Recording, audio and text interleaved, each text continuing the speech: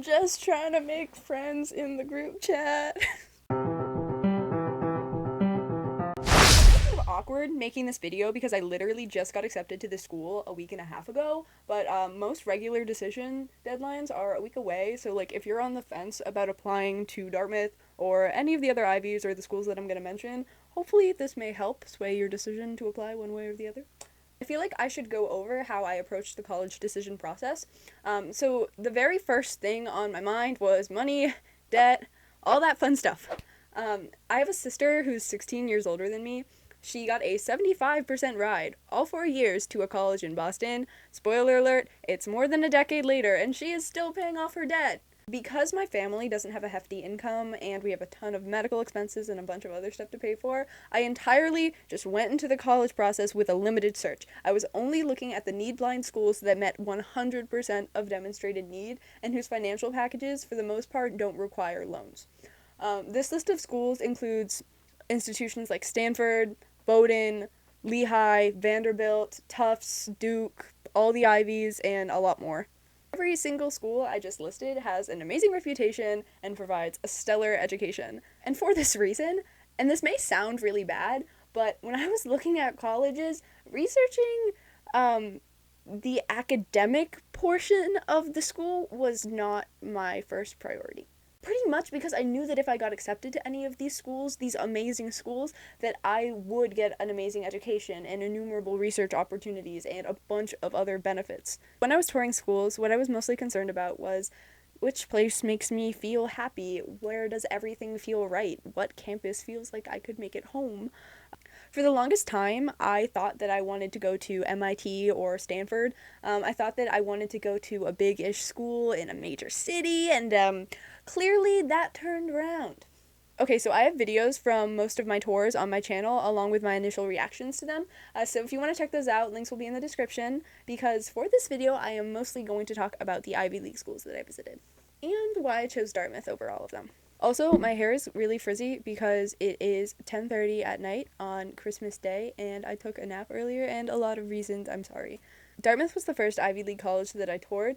Not the first college, but the first Ivy. I actually toured Northeastern like 2 months before, and that was my first college. It was an amazing school, but I didn't vibe with it. The day before the tour, my mom actually wanted to cancel our visit because she was talking to her friend, and her friend had like a bad impression of Dartmouth, and so my mom got all freaked out and paranoid, and I was like, you know what, Mom, we already have the tour booked, let's just go. We have this whole trip planned, we might as well. So we did go, and I remember driving through the campus when we first got there, and I was like, oh, this is cute, it kind of looks like a little village, it's nice. Walked onto the green as we waited for our admissions info session to start, and there was this farmer's market on the green, and everyone was there just eating kettle corn and chilling.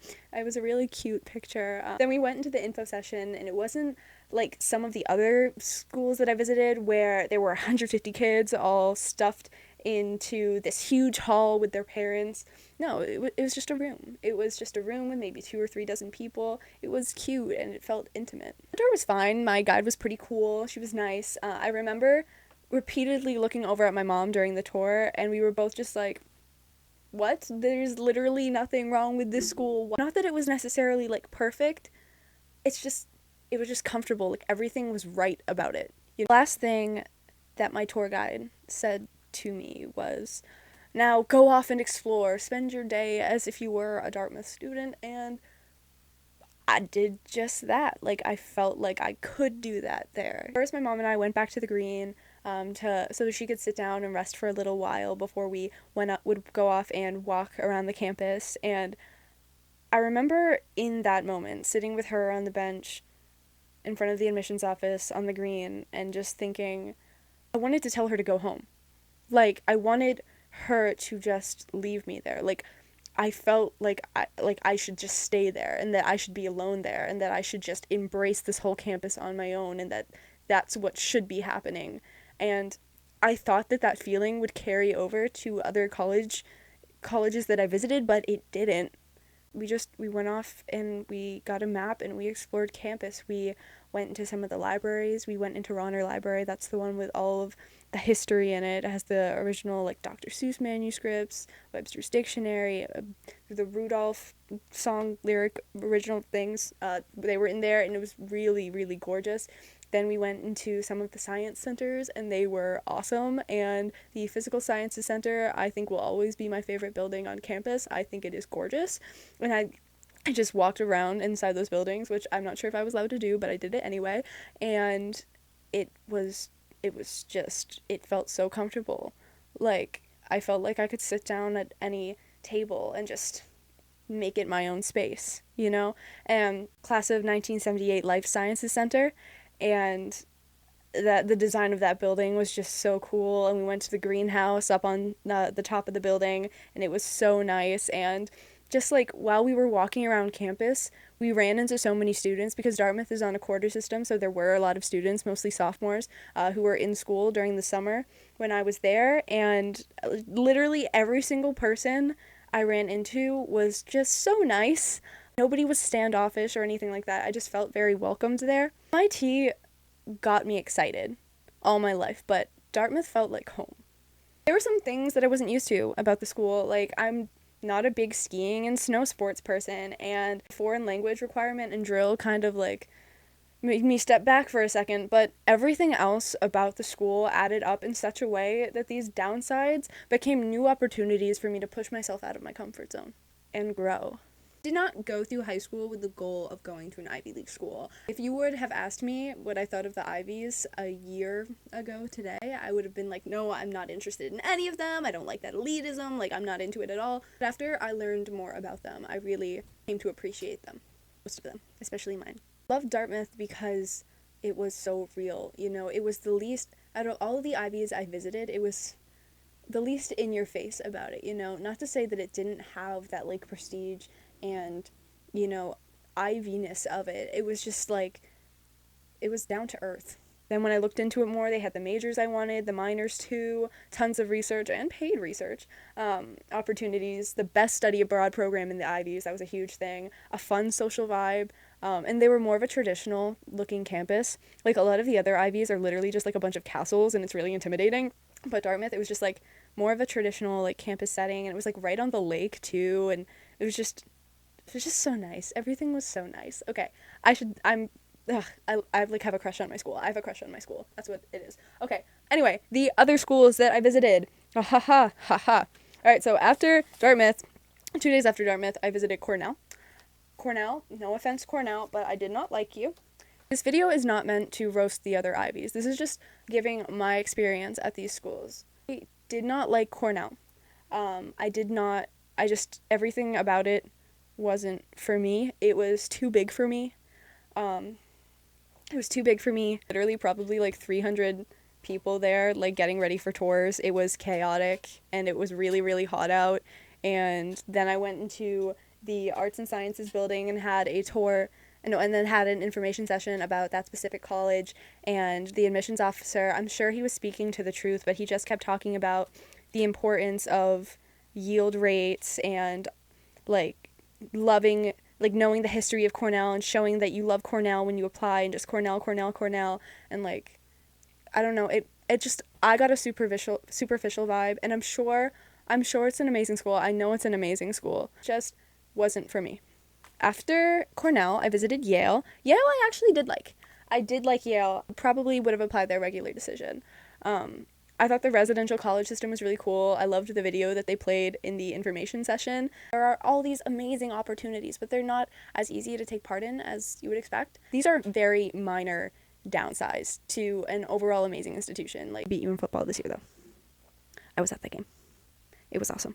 I remember just being at Yale and literally daydreaming about Dartmouth. Columbia University was absolutely gorgeous. Oh my gosh, it was so pretty. It was so pretty. By far the prettiest college university institution I have ever been to. However, also didn't vibe with it. After Dartmouth, I had more of an idea that I didn't necessarily want to go to a school in a big city, but I still held out hope for Columbia because I've always loved New York City. But for me, the biggest downsides when it came to Columbia were the huge stress culture. One of the guys I talked to said that along with that stress culture came a lack of mental health awareness. Like, that's really been an issue on campus, and that's concerning for me. The other thing about Columbia was it's just like super expensive to live in New York, and as I mentioned earlier, not trying to be in debt. Princeton. Liked Princeton. It was very preppy.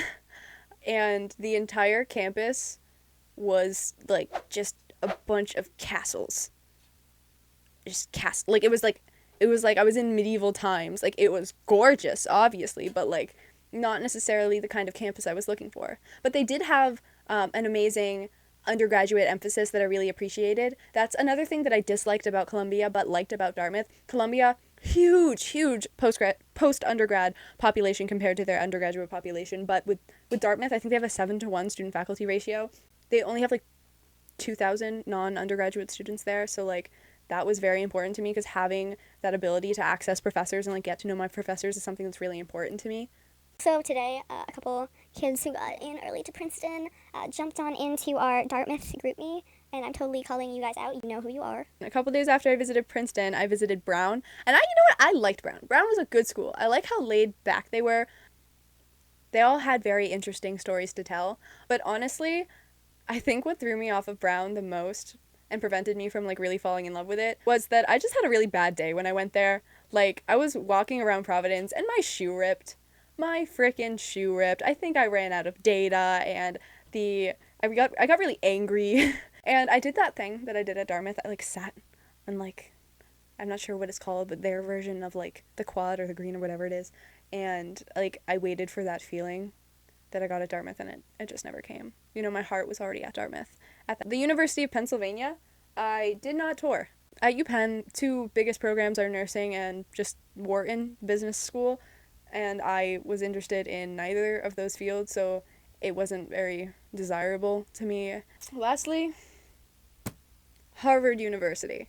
I'm from Massachusetts, and in Massachusetts, there are 3 defining things: Patriots, Harvard.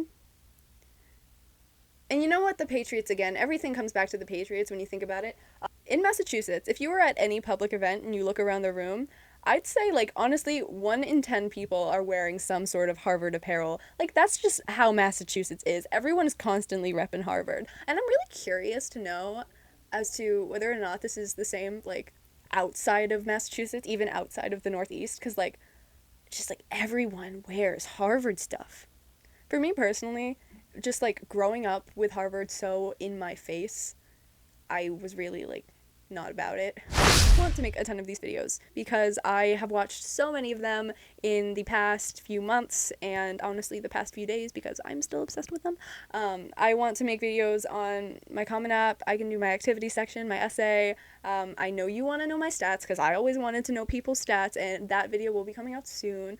But I probably have time to record and upload and edit one more of these types of videos before the regular decision deadline. And if you have a deadline coming up and there's anything specific that you want to know or want to see me make a video on before then, let me know. If you just want to see it for another reason, that's fine too. Just let me know which video you would like to see first. Okay, bye!